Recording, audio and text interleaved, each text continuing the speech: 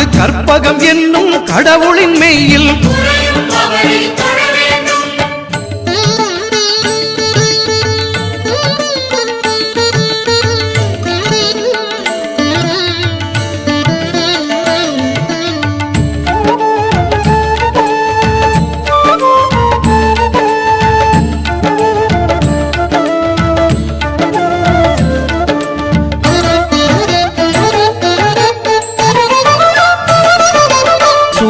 பகவான் ஒளிமுகம் காண